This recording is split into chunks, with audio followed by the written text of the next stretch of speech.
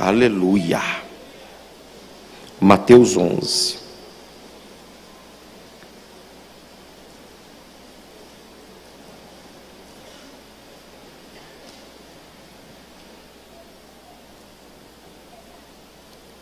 No final do culto você vai lá, não sai correndo, vai devagarzinho, faz sua inscrição, vai ser benção. Na NVI eu vou estar, tá bom? NVI. Jesus respondeu: voltem e anunciem a João o que vocês estão ouvindo e vendo. Os cegos veem, os coxos andam, os leprosos são purificados, os surdos ouvem, os mortos são ressuscitados, e as boas novas são pregadas aos pobres. O cego, os mancos, os leprosos, os surdos, os mortos. E agora eu vou inverter. Quem vem? Quem andam? Quem é purificado? Quem ouve? Quem é ressuscitado? Quem recebe as boas novas? Você não esquece mais. Coloca a tua Bíblia na cadeira aí, no banco. Espírito Santo de Deus,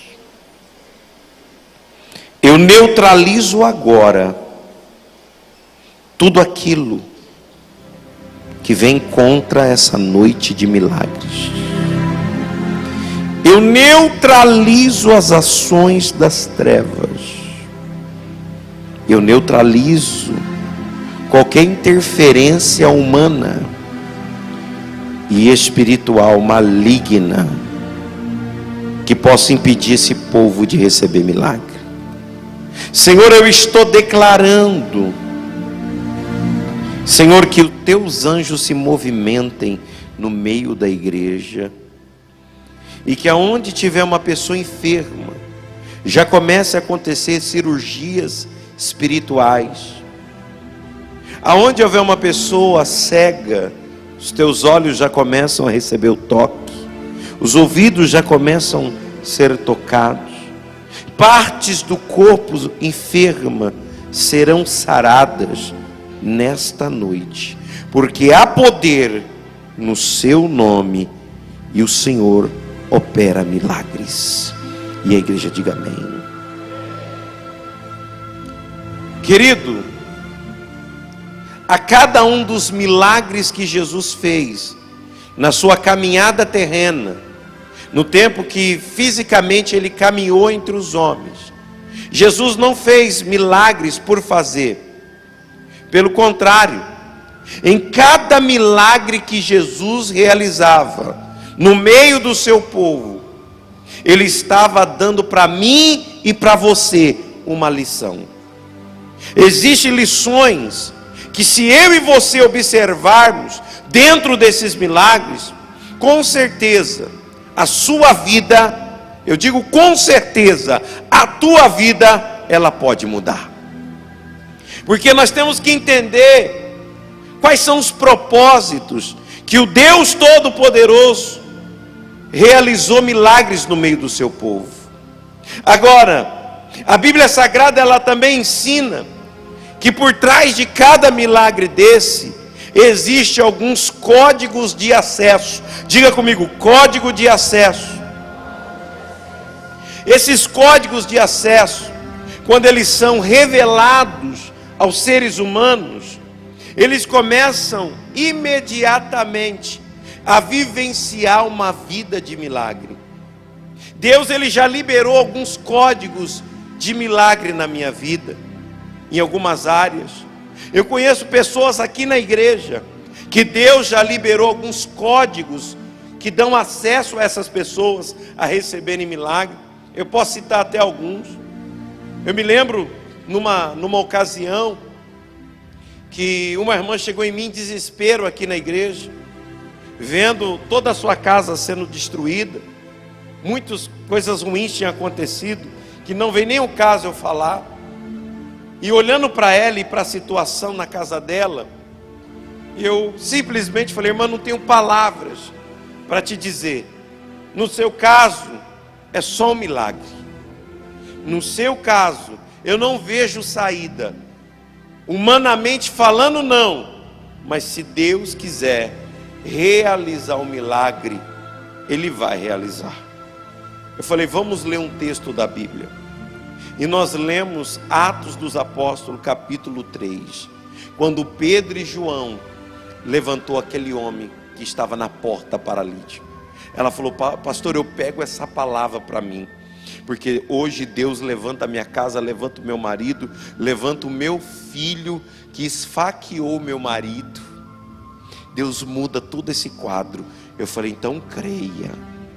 E ela saiu com aquela palavra.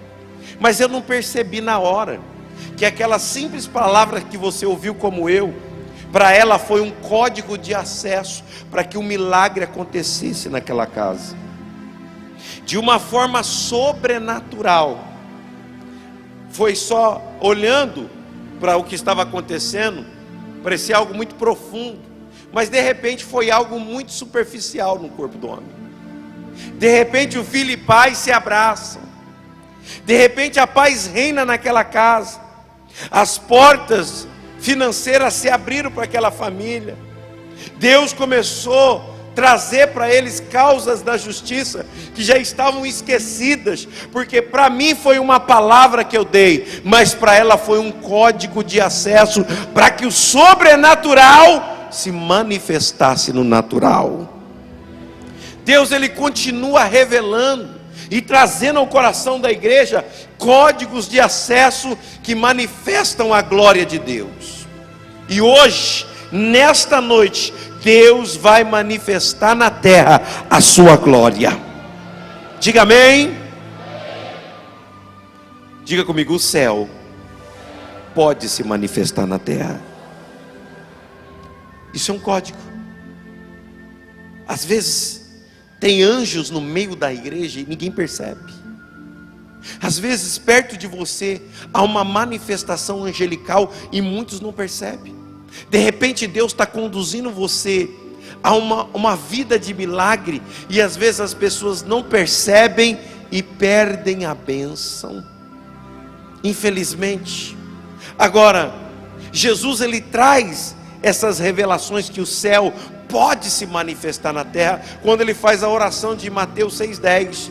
Ele diz assim: Pai, que venha o teu reino, que venha o céu para a terra, e que seja feita a tua vontade, assim no céu como na terra. Parece simples, mas se você se deparar com situações difíceis e dizer: o céu vai se manifestar na terra, você começa a entender que o reino dos céus pode vir para você. Você entende isso?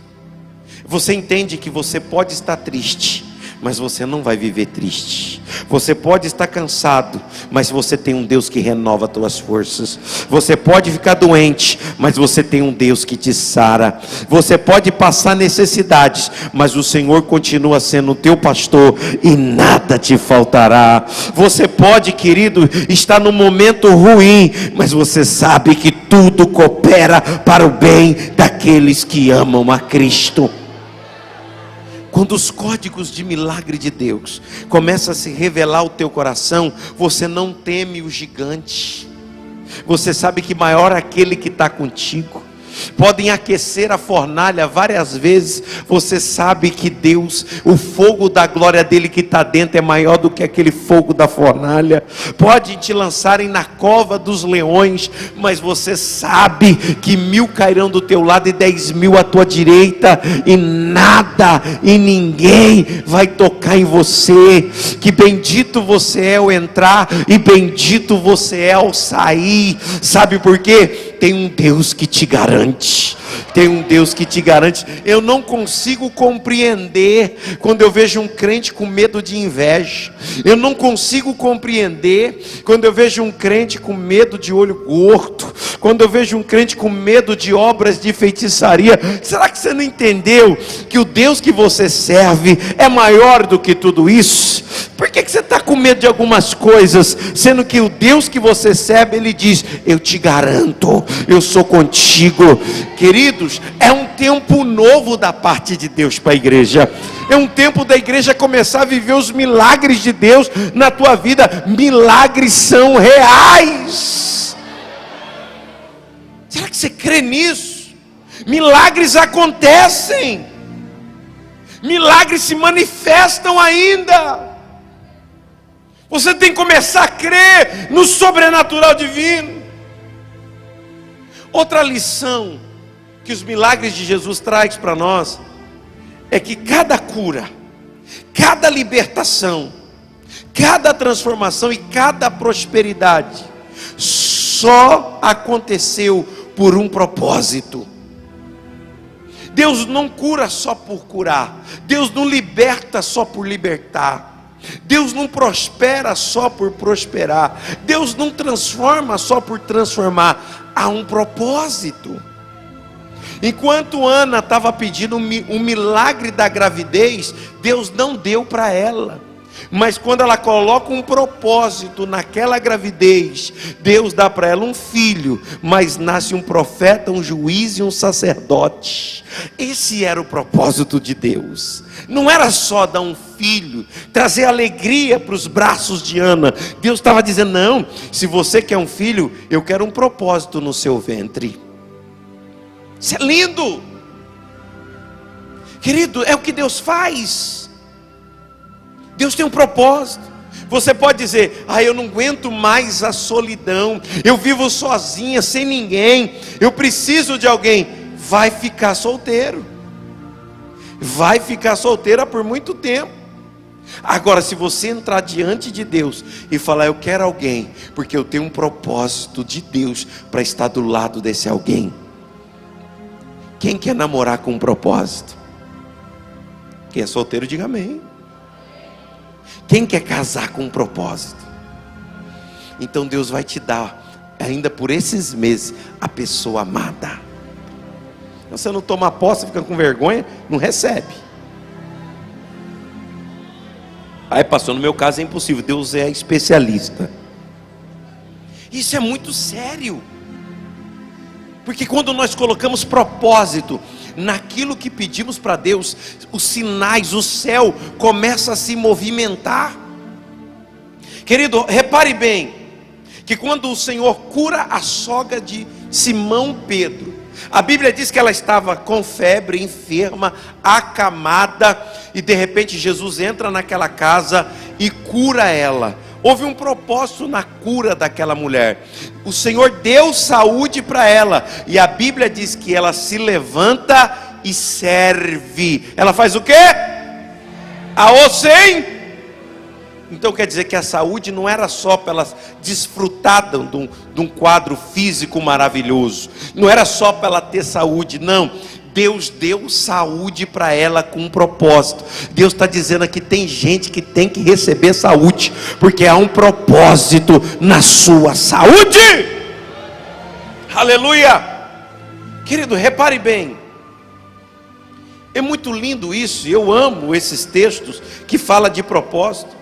Quando Jesus chega em Gadara, na cidade do Gadareno, um homem que tinha uma legião de demônios, 5.000 capeta num corpo só, é muito demônio para um ser humano, né? Pergunta, meu irmão, como é que cabe, pastor? Não, ele não é pastor. Como é que cabe? Os demônios são como fumaça. Quando eles manifestam suas características. Chucaveira, pombagira, sete flechas, molu, e aí vai. São características. Agora, um homem que tinha 5.000 demônios no corpo, um caso irreversível para a época. Tentaram prender o homem, não deu jeito. Creio que tentaram matar, também não deu jeito. Usaram de todos os métodos para poder neutralizar aquele homem, não teve jeito. Agora, quem chega em Gadara? Quem chega em Gadara? Quem chega na tua casa, que não é Gadara, mas quem chega lá? Quando Jesus chega, ele chega ali, naquele exato momento, o demônio já se prostra, e naquela hora, os demônios são arrancados daquele corpo, entram nos porcos, caem do desfiladeiro, e aquele homem é liberto. E a Bíblia diz que ele estava sentado calmamente. Sabe aquela pessoa irritada? Na sua casa não tem, mas quem conhece alguém assim? Aqui também não tem gente irritada e irritante, mas quem conhece alguém assim? Sabe aquela pessoa assim? Era esse homem, mas com demônio. Então a coisa era mega, hiper, super nitroglicerina, aquela coisa explosiva. Imagina. Agora, diante de um quadro tão caótico como esse, tá lá, o povo chega e fala: não é aquele lá o demoniado, o cheio de cão, cheio de capeta? Não é ele? É. Mas como que ele está no pé daquele outro ali, quietinho, ouvindo a palavra de Deus? Alguém disse assim, creio eu, conjectura, que ele ali é Jesus. Jesus, além de acalmar, libertou ele. Aí o homem olha para Jesus e fala assim: mestre, me permita ir contigo. Me permita ir contigo. Marcos 5,19 diz assim, Jesus fala: volta para a tua casa e anuncia aos teus o que eu fiz por ti. Vai, prega a minha palavra. Eu tenho a plena convicção que todos de Gadara se converteram, uma boa parte por causa do testemunho daquele homem. Sabe por que algumas pessoas não veem libertação? Porque não tem propósito, ela só quer paz. Não, você tem que falar: Deus, eu quero ser libertado desses vícios, eu quero ser liberto desses desejos malignos, eu quero ser liberto desse mal, ou eu quero ver libertação na minha casa, porque vai haver um propósito evangelístico para essa libertação. Se o Senhor me libertar, eu vou testemunhar. Se o Senhor me libertar, eu vou pregar a minha libertação. Então, se você está aqui e está clamando por libertação, faz esse propósito com Deus: me liberta, que eu anuncio que o Senhor é um libertador. Você pode aplaudi-lo bem forte. Aleluia. Havia um propósito. Deus quer operar milagre na tua vida, mas tem um propósito. Querido, repare bem, uma mulher que tinha 5 homens, o que tinha não era dela, era uma mulher segundo os padrões da época, bem defamada. Mas olhando para essa mulher, eu não olho para o que as pessoas falam dela, eu olho para o coração dela. Imagina ela, uma pessoa que não era feliz com ninguém, emocionalmente ferida, machucada, dilacerada. Olhando para ela, eu imagino a tristeza dessa mulher. Mas de repente Jesus chega na vida dela e faz o quê? Liberta ela das crises emocionais, coloca a vida dela em ordem. Se algum homem vai surgir no caminho dela, não é aquele homem errado, aquele homem que gera sofrimento. Deus ia colocar um homem amado por ela e ela amada por ele, um homem bom no caminho dela. Sabe por quê? Havia um propósito para o Senhor colocar a vida sentimental dela em ordem. A Bíblia diz que ela volta lá na cidade e fala do homem que ela encontrou, um homem, um profeta, alguém que poderia mudar a vida daquela cidade. E o Senhor, através daquela mulher, mudou Samaria. Você pode dar um glória a Deus? Quer receber milagre? Faça um propósito com Deus. Quer receber milagre? Faça um propósito com Deus. Olha para a vida de Jó, um homem mais rico da sua época, do Oriente. Olha para a vida de Salomão, não precisa falar, até filme foi feito com o nome de Salomão, diante de tanta sabedoria e riqueza. Olha para a vida do rei Davi, seu palácio, suas riquezas, seu bem, sua prosperidade. Tem gente que acha que dinheiro é prosperidade. Dinheiro faz parte da prosperidade, mas uma pequena parte, não é tudo. Tem gente que tem dinheiro, mas não tem saúde, do que adianta? Tem gente que tem dinheiro, mas não tem paz, do que adianta? Prosperidade, querido, é mais do que dinheiro. Tem gente que tem dinheiro, desfruta de carro, de moto, de casa, mas você olha para ele, não tem brilho na face dele, não tem alegria, só reclama, só murmura, só critica. Essa pessoa, ela pode ter dinheiro, mas ela não é próspera, porque prosperidade é alegria, prosperidade é amor, prosperidade é santidade, é comunhão com Deus, prosperidade é família, e prosperidade também é dinheiro. Quer ser próspero? Faz um barulho de glória. Agora, para quê? Ou por que que o Senhor tem que te prosperar? Com que motivo Ele tem que te dar prosperidade? Não estou falando de dinheiro, não. Tem gente que, irmão, você lutou, você ganhou, é seus méritos, Deus te abençoou, amém, mas isso não define você. Tem gente que tem dinheiro, mas é um chato, não abençoa ninguém. A tua prosperidade, ela tem que ter um propósito. Há um propósito na tua prosperidade. Jacó, quando prospera, ele deixa bem claro: eu vou te honrar com a 10ª parte. Salomão, quando prospera, ele constrói o templo de Salomão, uma bela igreja. Davi, quando prospera, ele honra os seus súditos. Quer dizer que o que Deus vai te dar tem que abençoar alguém. O que Deus vai te dar tem que gerar alegria para alguém. Eu não estou falando para você dar uma de Silvio Santos, não. Eu estou falando para você ser sensível à voz do Espírito. De repente Deus, Ele quer procurar pessoas dentro da igreja para prosperar. Pessoas que Deus quer depositar na vida dela algo 1000 vezes a mais do que ela imagina, mas o coração dela não está alinhado com a perfeita vontade de Deus. Então como Deus vai dar prosperidade para essa pessoa? Como Deus vai fazer o milagre da prosperidade se o coração dela não está alinhado? Cuidado, até o que você tem pode ser arrancado de você. Deus está te medindo.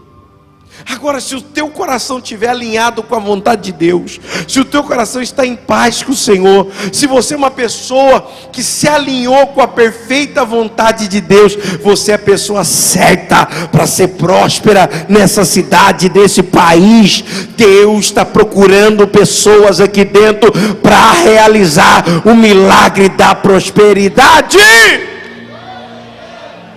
Como é que está o seu coração? Como é que está seu coração? Eu encontrei um irmão, uma pessoa, que eu falei para ele: você não tem condições de prosperar ainda. E a gente foi orando por essa pessoa, orando, para Deus colocar a vida dessa pessoa, a vida que eu digo é o coração, em ordem com a perfeita vontade de Deus.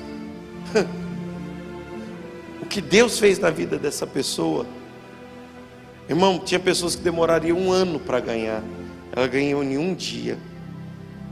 E não é uma vez, são várias vezes durante o ano. Aqui da igreja, está até me ouvindo. Sabe por quê? Eu falei: como é que está o seu coração? Está alinhado? Está alinhado com a perfeita vontade de Deus? Tá, pastor, então vamos ver. Aí Deus alinhou aquele coração e fez assim, ó, e moveu na vida da pessoa. Não é a sua necessidade que move o coração de Deus, é a sua bondade, generosidade. É um coração voltado a abençoar a obra dele. É você saber que o que Deus pôs aqui e aqui vai ser para a glória dele e o usufruto teu. Deus quer fazer milagre aqui hoje. Deus quer fazer milagre na tua vida. Como eu sei que o coração de uma pessoa está alinhado? Irmão, tem gente que ele tem boas condições, mas ele não está preparado para enriquecer. Ele vai viver bem na terra, Como eu sei? É poucas pessoas na igreja, eu conheço uns 4. E eu não tenho nem muito acesso a essas pessoas. Uma só que eu tenho um pouco mais de acesso. Porque há uma lágrima dentro desse coração, desejo de chorar. Às vezes a pessoa ela se depara com alguma área da igreja, ou seja um departamento de crianças, seja um trabalho com dependente químico ou morador de rua, seja um trabalho de evangelização, uma área.